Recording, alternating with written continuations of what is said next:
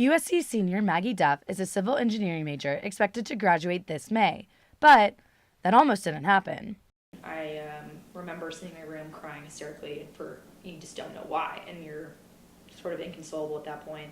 3 weeks into her sophomore year, Maggie called her roommates in a state of panic, saying, "I think I've hit rock bottom." One of them, Emily Brown, knew a lot about signs of depression. I think that's definitely one of the most important things, being able to sit down and realize, oh, I'm feeling sad, or to recognize the behavior of their best friends or friends and realize oh, there's something wrong. Emily convinced Maggie to go home to seek treatment.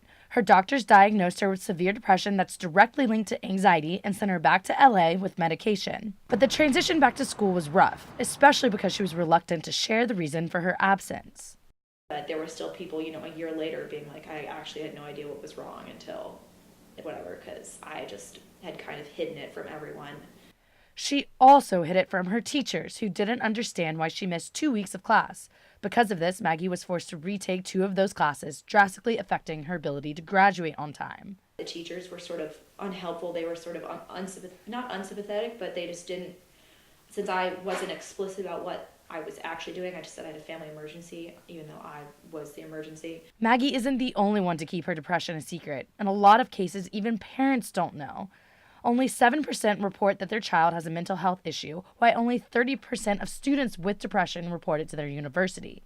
And so there's a lot of pressure on maybe feeling like you're the only one who's depressed, or you're the only one who's feeling anxious or stressed out about whatever it is. 94% of school counselors say the biggest issue they face is the treatment of mental health.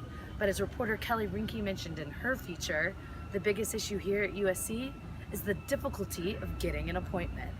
I know people who have tried to at USC, and it just never goes well.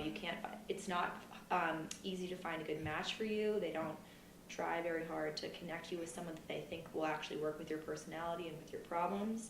The care that they're just providing now is just not consistent enough, and providing an appointment a month after the time that it's really necessary is just not cutting it.